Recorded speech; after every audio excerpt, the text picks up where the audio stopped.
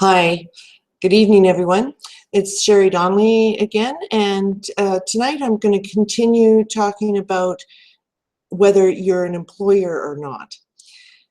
You may have people working for you, but there are certain criteria to follow to see whether you are actually an employer or whether you're subcontracting the work. All right, I'm going to share my screen so that you can see the video. No, not the video, the slides. That's funny because we were just...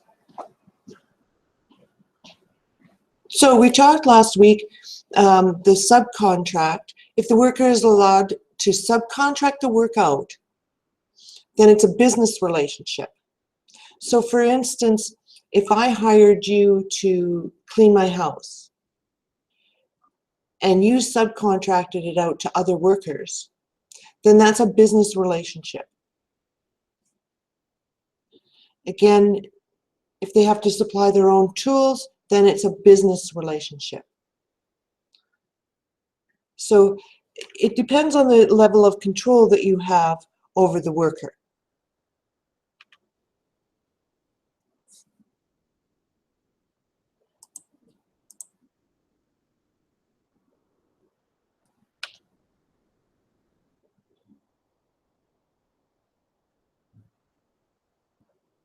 Okay, what is the degree of financial risk for the worker?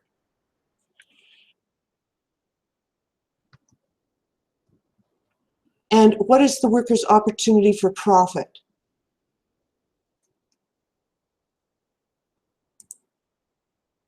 So if there is a financial risk for the worker, then it's a business relationship. If there is no financial risk, then it's more likely to be an employer-employee relationship.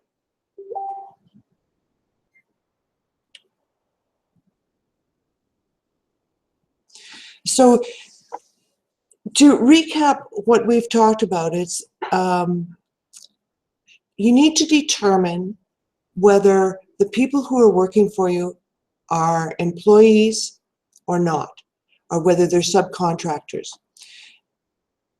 And there's a bunch of criteria that you need to address when you are determining which it is, whether it's a subcontract or whether it's an employee. Now, when in doubt, get a ruling from the CRA. And it's as simple as phoning them up, explaining your business and how it's being run, and they will give you a ruling. And then you can go from there. Once you have that ruling, then you continue your business. And if they say it's a subcontractor, then you don't have to become an employer.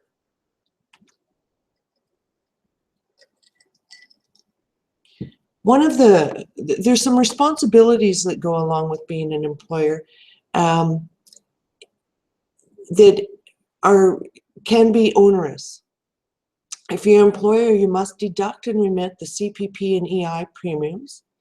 You also need to deduct and remit the income taxes.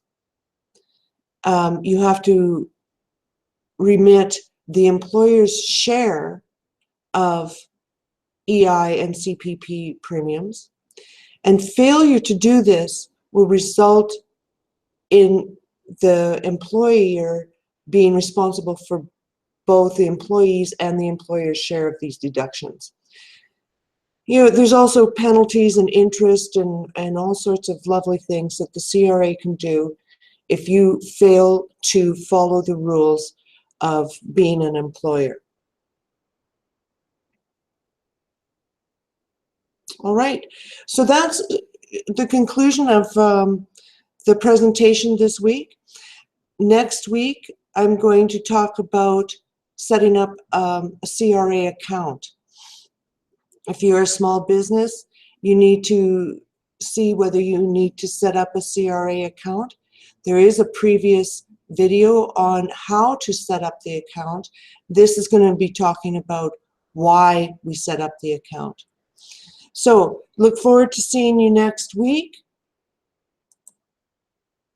and glad that you were able to come and sit in and listen to the discussion today. If you have questions, please feel free to post a comment on the Facebook page, and I will answer it as soon as possible. So good night, everybody, and enjoy the election results. Bye-bye.